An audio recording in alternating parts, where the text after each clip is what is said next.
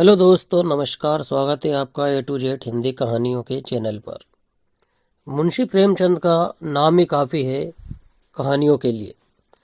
अगर उनका नाम आ जाए तो आपके दिमाग में ये ज़रूर बात आती होगी कि ज़रूर कोई ऐसी कहानी सुनने को मिलेगी जो शायद हमने पहले ना सुनी हो। तो आप बिल्कुल सही है। इसी कड़ी में हम मुंशी प्रेमचंद की अब जो कहानी सुनने वाले हैं वो है नई बीवी।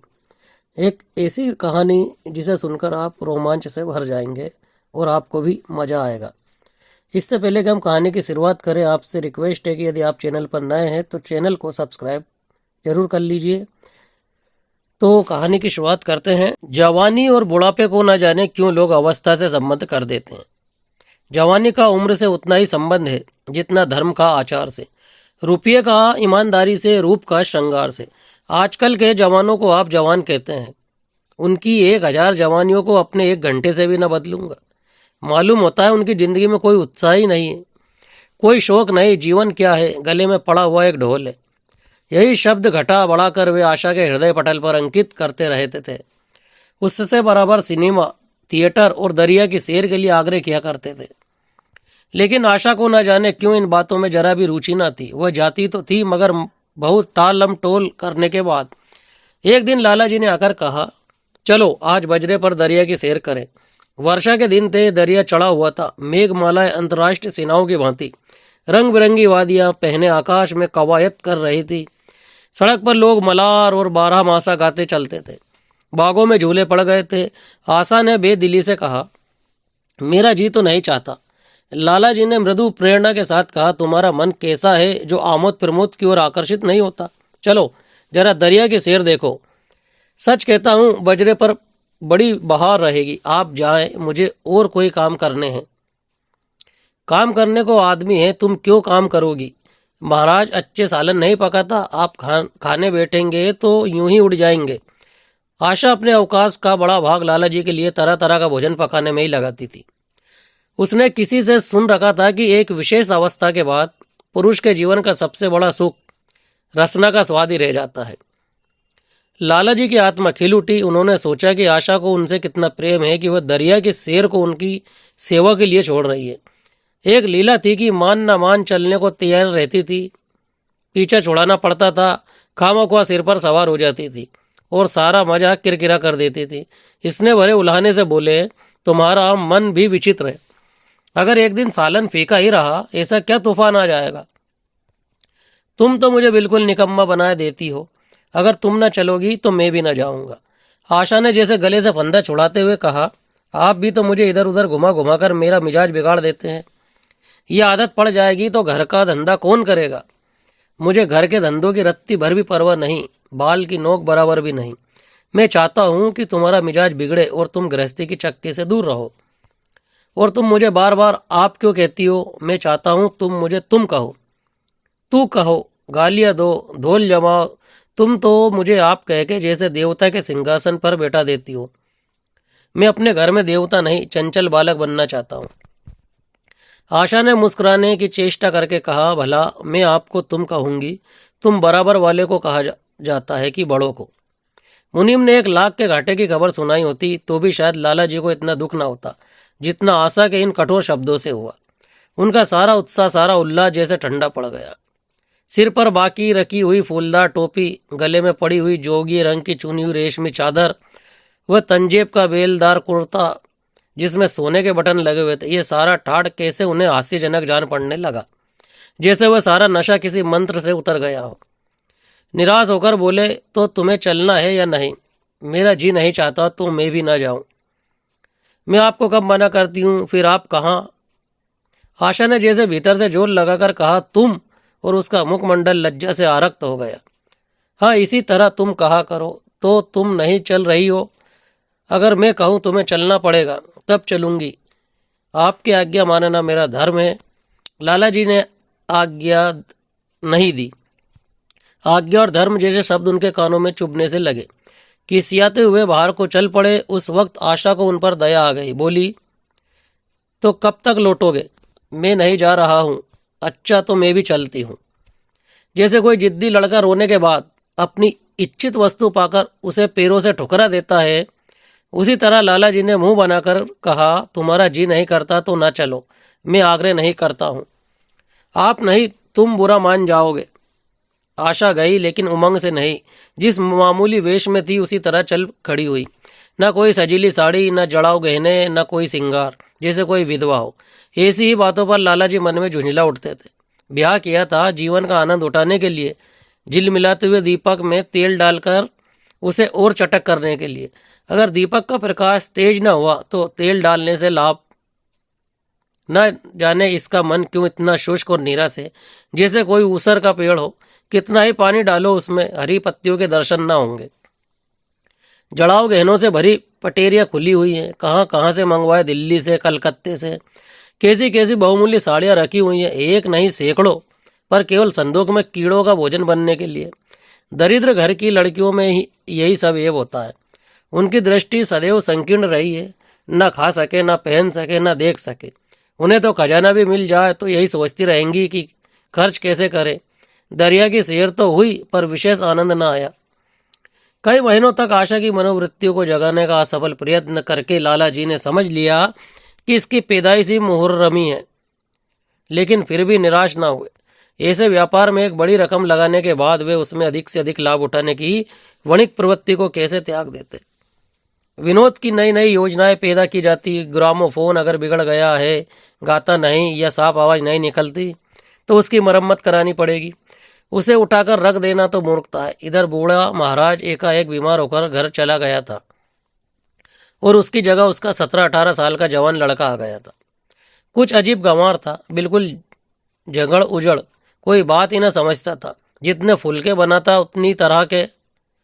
हाँ, एक बात समान होती, सब बीच में मोटे होते, किनारे पतले। दाल कभी तो इतनी पतली जैसे चाय, कभी इतनी गाढ़ी जैसे दही। नमक कभी इतना कम कि बिल्कुल फीकी, कभी इतना तेज कि नींबू का शौकीन। आशा मुंह हाथ धोकर चौके में पहुंच जाती और इस डपोर शंख को भोजन पकाना सिखाती। एक दिन उसने कहा, तुम कितने नालायक आदमी हो जुगल। आखिर इतनी उम्र तक तुम घास खोदते रहे या भाड़ झोंकते रहे कि फुलके तक नहीं बना सकते। जुगल आंखों में आंसू भरकर कहता, बहू जी अभी मेरी उम्र ही क्या है, 17वां ही तो पूरा हुआ है। आशा को उसकी बात पर हंसी आ गई। उसने कहा, तो रोटियां पकाना क्या 10-5 साल में आता है? आप 1 महीना सिखा दे बहू जी, फिर देखिए मैं आपको कैसे फुलके खिलाता हूँ कि जी खुश हो जाए। जिस दिन मुझे फुलके बनाने आ जाएंगे मैं आपसे कोई इनाम लूंगा। सालन तो अब मैं कुछ कुछ बनाने लगा हूँ। क्यों? आशा ने हौसला बढ़ाने वाली मुस्कुराहट के साथ कहा, सालन नहीं, वो बनाना आता है। अभी कल ही नमक इतना तेज था कि खाया ना खाया। मसाले में कचाधा आ रही थी। मैं जब सालन बना रहा था तब आप यहाँ कब थी? अच्छा, तो मैं जब यहाँ बेटी रहूँ तब तुम्हारा सालन बढ़िया पकेगा। आप बेटी रहती हैं तब मेरी अक्ल ठिकाने रहती है। आशा को जुगल की इन भोली बातों पर खूब हंसी आ रही थी। हंसी को रोकना चाहती थी, पर वो इस तरह निकल पड़ती थी जैसे भरी बोतल उड़ेल दी गई हो। और मैं नहीं रहती तब तो आपके कमरे के द्वार पर जा बैठता हूँ, वहाँ बैठकर अपनी तकदीर को रोता हूँ। आशा ने हंसी को रोककर पूछा, क्यों रोते क्यों हो? ये ना पूछिए बहू जी, आप इन बातों को नहीं समझेंगी। आशा ने उसके मुंह की ओर प्रश्न की आंखों से देखा। उसका आशा कुछ तो समझ गई, पर ना समझने का बहाना किया। तुम्हारे दादा आ जाएंगे तब तुम चले जाओगे। और क्या करूँगा बहू जी, यहाँ कोई काम दिलवा दीजिएगा तो पड़ा रहूँगा। मुझे मोटर चलाना सिखवा दीजिए, आपको खूब सैर कराया करूँगा। नहीं नहीं बहू जी, आप हट जाइए, मैं पतीली उतार लूँगा। ऐसी अच्छी साड़ी है आपकी, कहीं कोई दाग पड़ जाए तो क्या हो। आशा पतीली उतार रही थी। जुगल ने उसके हाथ से संडासी ले लेनी चाहिए। दूर रहो, फुहड़ तो तुम हो ही, कहीं पतीली पाँव पर गिरा ली तो महीनों झीकोगे। जुगल के मुख पर उदासी छा गई। आशा ने मुस्कुराकर पूछा, क्यों, मुंह क्यों लटका लिया सरकार ने? जुगल रुआंसा होकर बोला, आप मुझे डांट देती हैं बहू जी, तब मेरा दिल टूट जाता है। सरकार कितना ही घुड़के, मुझे बिल्कुल ही दुख नहीं होता। आपकी नज़र कड़ी देखकर मेरा खून सर्द हो जाता है। आशा ने दिलासा दिया, मैंने तुम्हें डांटा तो नहीं, केवल यही तो कहा कि कहीं पतीली तुम्हारे पाँव पर गिर पड़े तो क्या हो। हाथ ही तो आपका भी है, कहीं आपके ही हाथ से छूट पड़ी तो। लाला डंगामल ने रसोई घर के द्वार पर आकर कहा, आशा जरा यहाँ आना, देखो तुम्हारे लिए कितने सुंदर गमले लाया हूँ। तुम्हारे कमरे के सामने रख रखे जाएंगे। तुम यहाँ धुएं धाकड़ में क्यों हलाकान होती हो? इस लड़के से कह दो कि जल्दी महाराज को बुलाए, नहीं तो मैं कोई दूसरा आदमी रख लूँगा। महाराजों की कमी नहीं है। आखिर कब तक कोई रियायत करे? गधों को जरा भी तमीज नहीं आई। सुनता है जुगल लिख दे आज अपने बाप को। चूल्हे पर तवा रखा हुआ था। आशा रोटियां बेलने में लगी थी। जुगल तवे के लिए रोटियों का इंतजार कर रहा था। ऐसी हालत में भला आशा कैसे गमले देखने जाती? उसने कहा, जुगल रोटियां टेढ़ी मेढ़ी बेल डालेगा। लाला जी ने कुछ चिढ़कर कहा, अगर रोटियां टेढ़ी मेढ़ी बेलेगा तो निकाल दिया जाएगा। आशा ने अनसुनी करके बोली, 10-5 दिन में सीख जाएगा, निकालने की क्या जरूरत है? तुम आकर बतला दो गमले कहाँ रख के। कहती तो हूँ रोटियां बेल कर आए जाती हूँ। नहीं, मैं कहता हूँ तुम रोटियां मत बेलो, आप तो खामखा जिद करते हैं। लाला जी सन्नाटे में आ गए। आशा ने कभी इतनी रुखाई से उन्हें जवाब न दिया था, और ये केवल रुखाई न थी, इसमें कटुता भी थी। लज्जित होकर चले गए। उन्हें ऐसा क्रोध आ रहा था कि इन गमलों को तोड़कर फेंक दे और सारे पौधों को चूल्हे में डाल दे। जुगल ने सहमे स्वर में कहा, आप चली जाए बहू जी, सरकार बिगड़ जाएंगे। बको मत, जल्दी जल्दी फूल के सेको, नहीं तो निकाल दिए जाओगे। और आज मुझसे रुपये लेकर अपने लिए कपड़े बनवा लो। भिकमंगों की सी सूरत बनाए घूमते हो, और बाल क्यों इतने बड़ा रखे हैं? तुम्हें नाई भी नहीं जुड़ता क्या? जुगल ने दूर की बात सोची, बोला, कपड़े बनवा लूँ तो दादा को हिसाब क्या दूंगा? अरे पागल, मैं हिसाब में नहीं देने कहती, मुझसे ले जाना।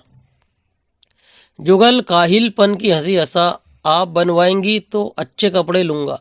खद्दर के मलमल का कुर्ता, खद्दर की धोती, रेशमी चादर, अच्छा सा चप्पल। आशा ने मीठी मुस्कान से कहा, और अगर अपने दाम से बनवाने पड़े तब कपड़े क्यों बनवाऊंगा? बड़े चालाक हो तुम।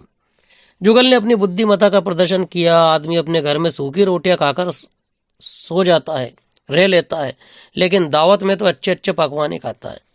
वहाँ भी यदि रूखी रोटियां मिले तो वह दावत में जाए ही नहीं। ये सब मैं नहीं जानती। एक गाढ़े का कुर्ता बनवा लो और एक टोपी ले लो। हजामत के लिए 2 आने पैसे ऊपर से ले लो। जुगल ने मान करके कहा, रहने दीजिए, मैं नहीं लेता। अच्छे कपड़े पहनकर निकलूंगा तब तो आपकी याद आवेगी। सड़ियल कपड़े पहनकर तो और जी जलेगा। तुम स्वार्थी हो, मुफ्त के कपड़े लोगे और साथ ही बढ़िया भी।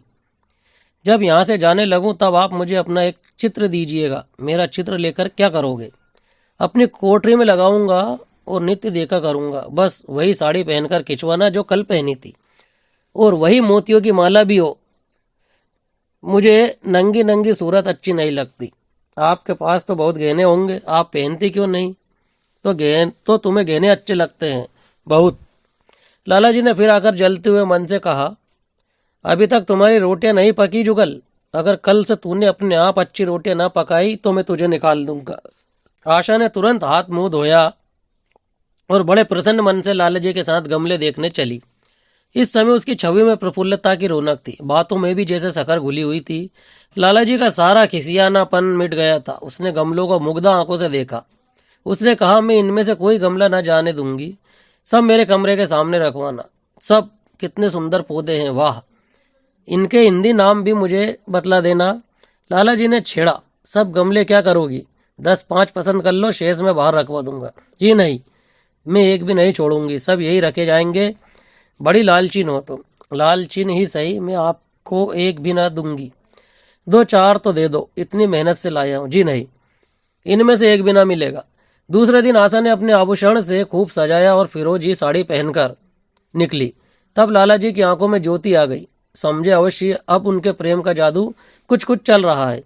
नहीं तो उनके बार बार कहने पर भी, बार बार याचना करने पर भी उसने कभी कोई आभूषण न पहना था। कभी कभी मोतियों का हार गले में डाल लेती थी, वह भी ऊपरी मन से। आज वो आभूषणों से पूरी तरह से सज गई है और पहनने ओढ़ने के बाद फूली नहीं समा रही है। इतराई हुई चलती है, मानो कहती हो, देखो मैं कितनी सुंदर हूँ। पहले जो बंद कली थी वो आज खिल गई थी। लाला जी पर घड़ों नशा चढ़ा हुआ था। वे चाहते उनके मित्र और बंधु वर्ग आकर इस सोने की रानी के दर्शनों से अपनी आंखें ठंडी करे, देखे कि वह कितने सुखी, संतुष्ट और प्रसन्न है। जिन विद्रोहियों ने विवाह के समय तरह तरह की शंकाएं की थी, वे आंखें खोलकर देखे कि डंगा बल कितना दुखी है। विश्वास, अनुराग और अनुभव ने चमत्कार किया है। उन्होंने प्रस्ताव किया, चलो कहीं घूम आए, बड़ी मजेदार हवा चल रही है। आशा इस वक्त कैसे जा सकती थी? अभी उसे रसोई में जाना था। वहां से कहीं 12-1 बजे फुर्सत मिलेगी। फिर घर के दूसरे धंधों सिर पर सवार हो जाएंगे। शेर सपाटे के पीछे क्या घर चौपट कर दें। सेठ जी ने उसका हाथ पकड़ लिया और कहा, नहीं, आज मैं तुम्हें रसोई में न जाने दूंगा। महाराज के किए कुछ ना होगा तो आज उसकी सामत भी आ जाएगी। आशा के मुख पर से वह प्रफुल्लता जाती रही, मन भी उदास हो गया। एक सोफा पर लेटकर बोली, आज न जाने क्यों कलेजे में मीठा मीठा दर्द हो रहा है। ऐसा दर्द कभी नहीं होता था। सेठ जी घबरा उठे, ये दर्द कब से हो रहा है? हो तो रहा है रात से ही, लेकिन अभी कुछ कम हो गया था, अब फिर होने लगा है। रह रहकर जैसे चुभन हो जाती है। सेठ जी एक बात सोचकर दिल ही दिल में फूल उठे। अब वे गोलियां रंग ला रही हैं। राजवेद जी ने कहा भी था कि जरा सोच समझकर इनका सेवन कीजिएगा। क्यों ना हो, खानदानी वैद्य हैं, इनके बाप बनारस के महाराज के चिकित्सक थे, पुराने और परीक्षित नुस्खे हैं इनके पास। उन्होंने कहा, तो रात से ही ये दर्द हो रहा है। तुमने मुझसे कहा नहीं नहीं तो वैद्य जी से कोई दवा मंगवाता। मैंने समझा था आप अच्छे हो जाएगी, मगर अब बढ़ रहा है। कहाँ दर्द हो रहा है, जरा देखूं, कुछ सूजन तो नहीं है। सेठ जी ने आशा के आंचल की तरफ हाथ बढ़ाया। आशा ने शर्मा का सिर झुका लिया। उसने कहा, यह तुम्हारी शरारत मुझे अच्छी नहीं लगती। मैं अपनी जान से मरती हूँ, तुम्हें हंसी सोचती है। जाकर कोई ही दवा ला दो।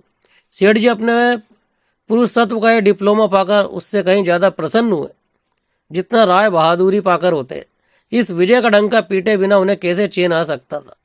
जो लोग उनके विवाह के विषय में द्वेष में टिप्पणियां कर रहे थे, उन्हें नीचा दिखाने का कितना अच्छा अवसर हाथ में आ गया, और इतनी जल्दी। पहले पंडित भोलानाथ के पास गए और भागे ठोंक कर बोले, भाई मैं तो बड़ी विपत्ति में फंस गया। कल से उनके कलेजे में दर्द हो रहा है, कुछ बुद्धि काम नहीं करती। कहती है ऐसा दर्द पहले कभी नहीं हुआ था। भोलानाथ ने कुछ बहुत हमदर्दी न दिखाई। सेठ जी यहाँ से उठकर अपने दूसरे मित्र लाला फागमल के पास पहुंचे और उनसे भी लगभग इन्हीं शब्दों में ये शोक संवाद कहा। फागमल बड़ा शोहदा था, मुस्कुराकर बोला, तुझे तो आपकी शरारत मालूम होती है। सेठ जी की बाँचें खिल गई। उन्होंने कहा, मैं अपना दुख सुना रहा हूँ और तुम्हें दिल लगी सूझती है। जरा भी आदमियत तुम में नहीं। मैं दिल लगी नहीं कर रहा हूँ, इसमें दिल लगी की क्या बात है। वह कमसिन कोमलांगी आप ठहरे पुराने लठेत दंगल के पहलवान। बस अगर ये बात ना निकले तो मूछें मुड़ा लूं। सेठ की आंखें जगमगा उठी, मन में यौवन की भावना प्रबल हो उठी और उसके साथ ही मुख पर भी यौवन की झलक आ गई। छाती जैसे कुछ फैल गई। चलते समय उनके पग कुछ अधिक मजबूती से जमीन पर पड़ने लगे और सिर की टोपी भी न जाने कैसे बाकी हो गई। आकृति से बांकपन की शान बरसने लगी। जुगल ने आशा को सिर से पांव तक जगमगाते देखकर कहा, बस बहू जी, आप इसी तरह पहने ओढ़े रहा करें। आज मैं आपके चूल्हे के पास न आने दूंगा। आशा ने नयन बाण चलाकर कहा, क्यों? आज ये नया हुक्म क्यों? पहले तो तुमने कभी नहीं मना किया। आज की बात दूसरी है, जरा सुनूं क्या बात है। मैं डरता हूँ आप कहीं नाराज ना हो जाए। नहीं नहीं कहो, मैं नाराज नहीं होंगी। आज आप बहुत सुंदर लग रही हैं। लाला डंगामल ने असंख्य बार आशा के रूप और यौवन की प्रशंसा की थी, मगर उनकी प्रशंसा में उसे बनावट की गंध आती थी। वो शब्द उनके मुख से निकलकर कुछ ऐसे लगते थे जैसे कोई पंगु दौड़ने की चेष्टा कर रहा हो। जुगल के इन सीधे शब्दों में एक उन्माद था, नशा था, एक चोट थी। आशा की सारी देह प्रकंपित हो गई।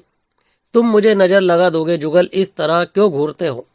जब यहाँ से चला जाऊंगा तब आपकी बहुत याद आएगी। रसोई पकाकर तुम सारे दिन क्या क्या करते हो, दिखाई नहीं देते। सरकार रहते हैं इसीलिए नहीं आता। फिर अब तो मुझे जवाब मिल रहा है, देखिए भगवान कहाँ ले जाते हैं। आशा की मुख मुद्रा कठोर हो गई। उसने कहा, कौन तुम्हें जवाब देता है? सरकार ही तो कहते हैं तुझे निकाल दूंगा। अपना काम किए जाओ, कोई नहीं निकालेगा। अब तो तुम फुलके भी अच्छे बनाने लगे हो। सरकार है बड़े गुस्सेदार, 2-4 दिन में उनका मिजाज ठीक किए देती हूँ। आपके साथ चलते हैं तो आपके बाप से लगते हैं। तुम बड़े मुंह फट हो, खबरदार जबान संभाल कर बातें किया करो। किंतु अप्रसन्नता का यह जीना आवरण उनके मनोरहस्य को छुपा न सका। वह प्रकाश की भांति उसके अंदर से निकला। जुगल ने फिर उसी निर्भीकता से कहा, मेरा मुंह कोई बंद कर ले। यहाँ ये यही कहते हैं, मेरा ब्याह कोई 50 साल की बुढ़िया से कर दे तो मैं घर छोड़कर भाग जाऊं, या तो कुछ जहर खा लूं या उसे जहर देकर मार डालूं। फांसी ही तो होगी। आशा उस कृत्रिम क्रोध को कायम न रख सकी जुगल ने उसकी हृदय वीणा के तारों पर मिज़राब की ऐसी चोट मारी थी कि उसके बहुत जब्त करने पर भी मन की व्यथा बाहर निकल आई। उसने कहा, भाग्य भी तो कोई वस्तु है, ऐसा भाग्य जाए भाड़ में।